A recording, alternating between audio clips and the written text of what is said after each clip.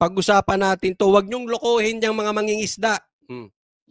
Mga realista na pupunta daw sila ng Kalburo, lalo na yung napabalita na 100 boats na pupunta doon. Hindi naman sila umabot doon. Panggulo lang sila. Tingnan mo yung mga realista dyan. Yung mga nagpupunta dyan, yung mga kumukuha dyan, nagbibidyo-bidyo pa dyan, kalokohan nyo para kayong ano dyan. Oo, nagrarally-rally kayo dyan, hindi naman daw kayo umaabot. Hindi naman kayo maagot. Alam mo, huwag nyo lokohin yung mangingisda. Maawa naman kayo. Eto ha, maawa naman kayo sa mangingisda. Ginagamit nyo pa sa inyong personal na agenda. Ang naaapektuhan dyan, yan sa mga parali-rally nyo dyan, papunta-punta nyo dyan sa dagat, para lang kayo kumuha, ginagalit ninyo ang mga Chino, tapos ang maepektuhan yung mga mangingisda dahil sa inyong political agenda, dahil sa inyong channel agenda, sa inyong vlogging agenda, mahiya naman kayo, maawa naman kayo sa mga magsasaka. Naghihirap na nga, ginagamit nyo pa. Hindi ako nagsabi niyan, sila. Mga sinungaling kayo, ginagamit ninyo ang mga magsasaka. Kasi hindi sila mangingisda eh. Oo, tumutulong sila pero nakakasama sila sa aming mga maliliit na mangingisda. Ayan. Napakaliwanag. Tumutulong kayo pero nakakasama kayo. Alam nyo, tigil-tigilan nyo na yung kasasama dyan, tapos kakukuha nyo ng video, ginagalit nyo lang ang Chino, ang naapektuhan mangingisda, mga plastic kayo. Makakasama natin si Ginoong Anthony Collado, isa po sa mga mangingisda na sa West Philippine Sea, para po kausapin natin ang anong lagay ng kanilang sektor. Ngayon pong may mga development sa China at ng Pilipinas na issues sa pinagagawang teritoryo. Ginoong Anthony, good morning. Live tayo buong Pilipinas. Nasa linya po kasama ninyo ang spokes ng bayan, Attorney Harry Roque. Magandang umaga po. Mang Anthony, simulan po natin ang ating talakayan, no?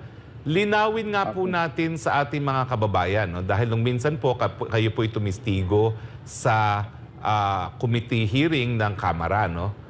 Kailan ba ho kayo bilang mangingisda galing sa Zambales na nagkakaroon ng problema sa pangingisda sa tinatawag nating Boro o sa Scarborough Shoal? Opo. Kailan po kayo nagkaroon ng mga problema? Kailan kayo hinarang doon kayo po ay...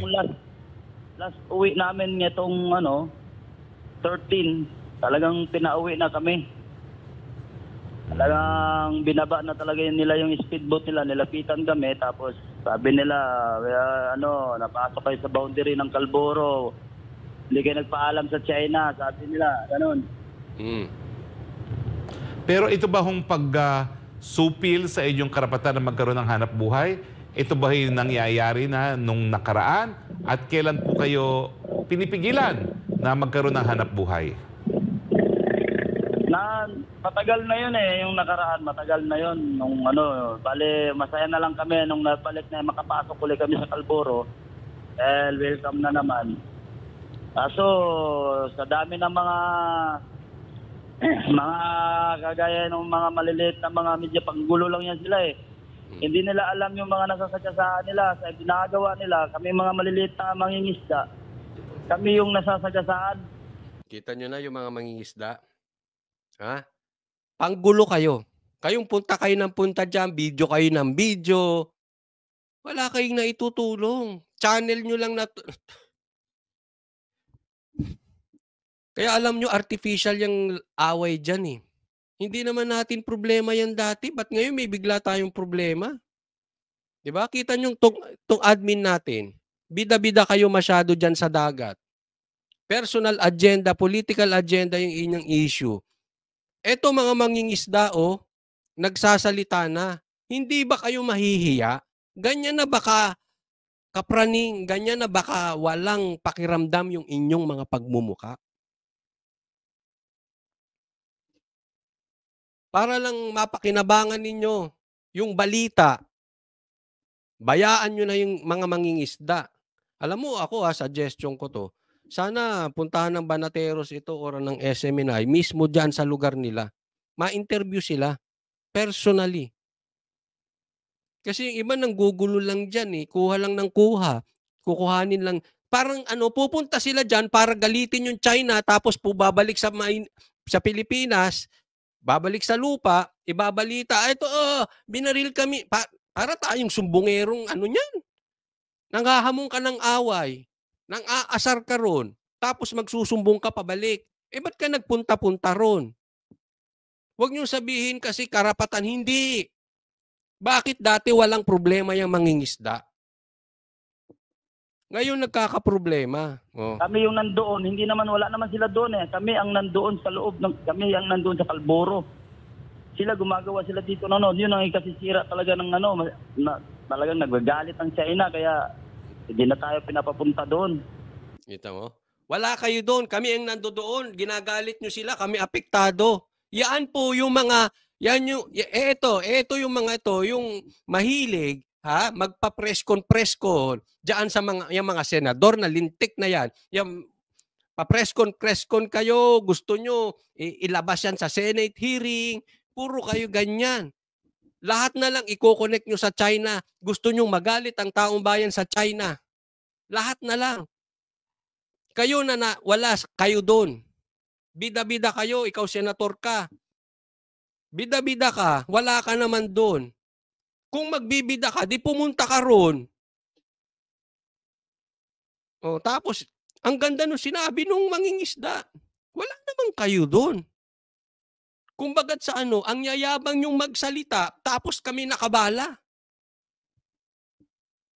Eh, hindi naman kayo gago. Ano yung ginagawa nyo sa mga mangingisda?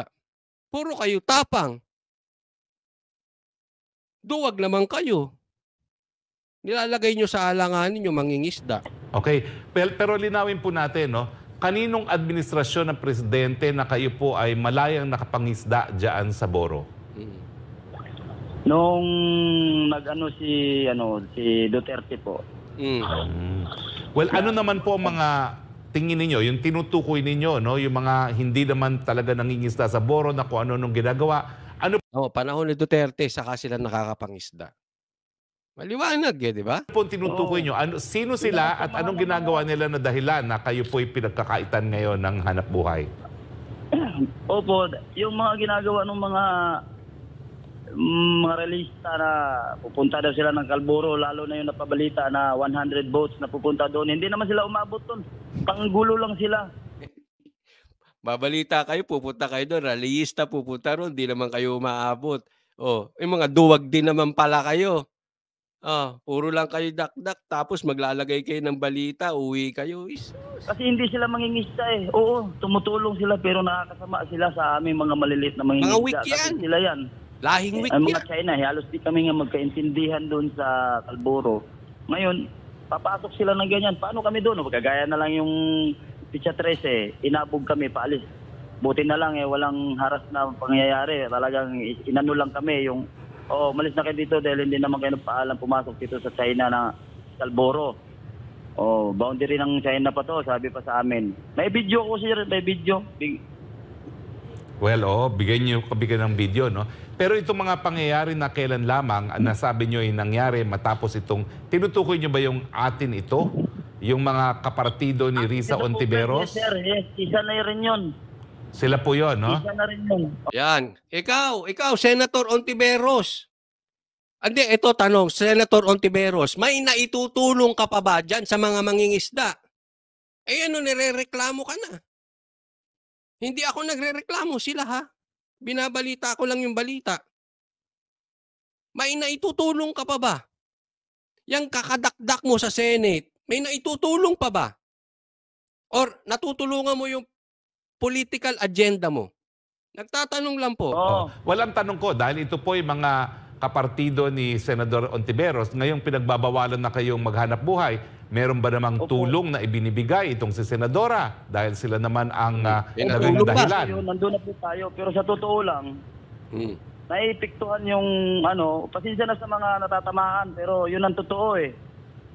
Tuwing pumupunta yung mga malalaking barko nga doon na galing Pilipinas, yun ang tinitira ng watercannon eh. Tignan mo kami mga dikatig lang na malalaking bangka na dikatig. Hindi naman kami binubomba ng tubig. Kita mo? Sila, hindi binobomba. Eh, tayo punta ng punta ron. Yung malalaking barko natin punta-punta. Alam mo, style talaga nila yun eh. Yung gagalitin. Kaya kayo, nabudol na kayo.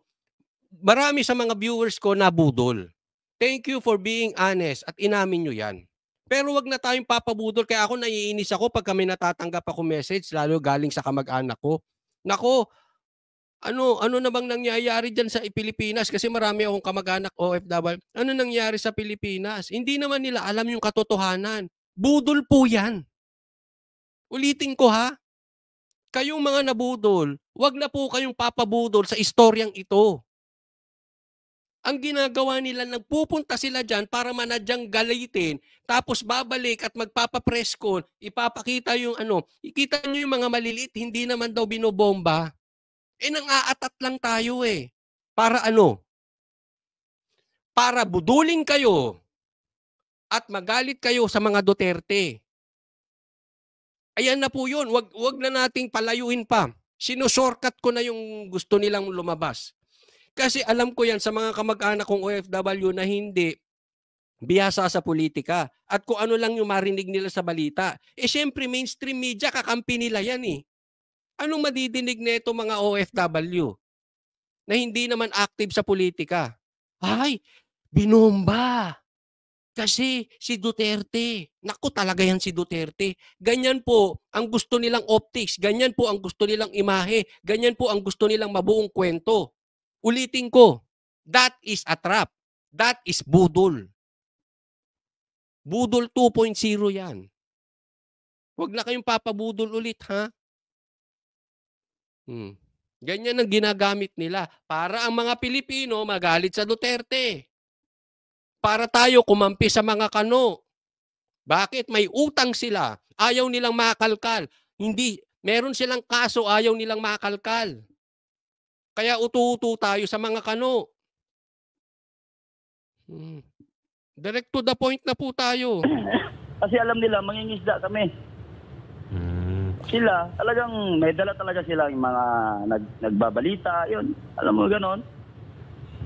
Pero ang tanong ko po, dahil nawalaan kayo na hanap buhay dahil sa kagagawa ng mga kapartid. Mga bayaran yung mga nagbabalita ng iba dyan.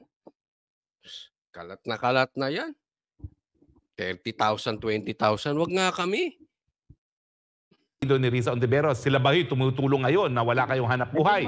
Hindi naman sa dahil ang punto ko lang, dapat unahin mo na kami, wag yung basta na lang sila susugod na hindi man naman alam ang sitwasyon doon. Kung hindi kami nagbabalita dito, hindi naman na alam ng sitwasyon doon.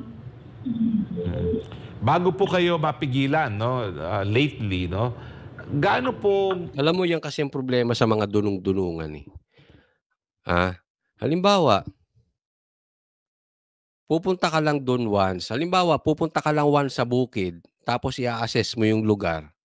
Tapos gagawa ka na ng kung ano-ano. Tapos magpupunta ka, babalik ka sa Maynila, magbabalita ka, magbibida-bida ka na dyan sa Senado, magbibida-bida ka na dyan sa Hindi mo alam kung ano yung tunay na nadadaanan ng mga magbubukid. Hindi mo nadadaanan, hindi mo alam kung ano yung mga na-experience ng mga magsasaka. Same thing sa mangingisda. Kasi hindi nyo naman kinakausap eh. That is the main problem of this administration. Kaya nga merong maisug eh. Para may plataforma tayo na makinig tayo ng taong bayan. Makinig tayo ng mga politiko. Ang problema sa inyo, mahilig lang kayo magpa-English-English. Mahilig lang kayo magbida-bida. Mahilig lang kayo grandstanding dyan. Hindi naman kayo nag-aaral. Hindi naman kayo nakikinig sa taong bayan. Kaya in touch, kayo eh. Hindi kayo in touch with reality. Yan yung sinasabi ni Tatay Digong sa amin. Ang problema, pagka ang presidente, hindi matagal na mayor, hindi executive, walang alam eh. Anak mayaman. Paano niya sosolve ng problema ng Pilipinas? Wala siya sa ground. Lumaking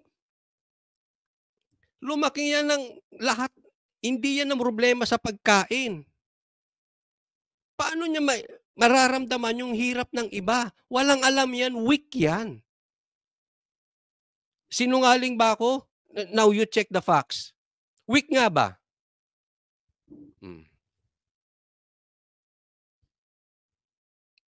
Alam ba talaga kung anong nangyayari?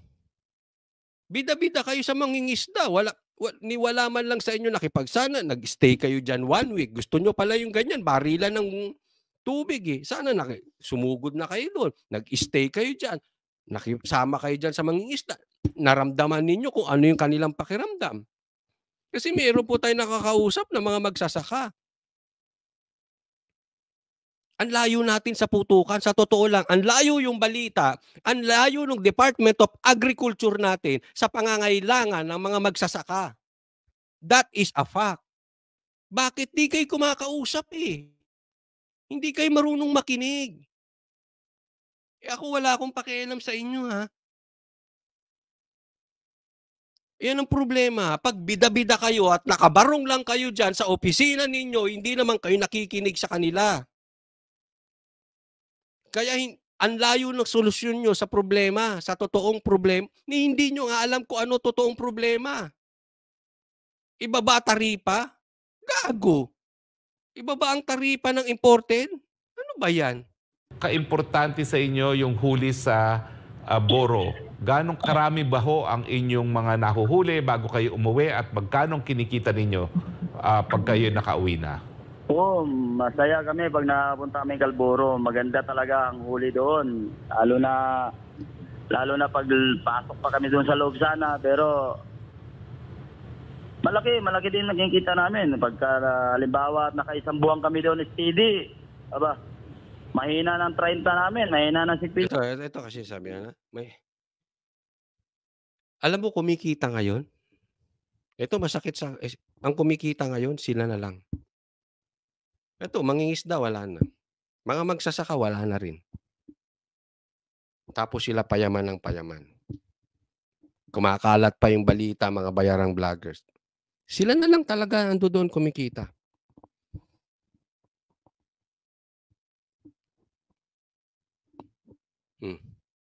Paano yung maliliit nating kababayan? Diba? Wala. Ganyan na talaga yan eh.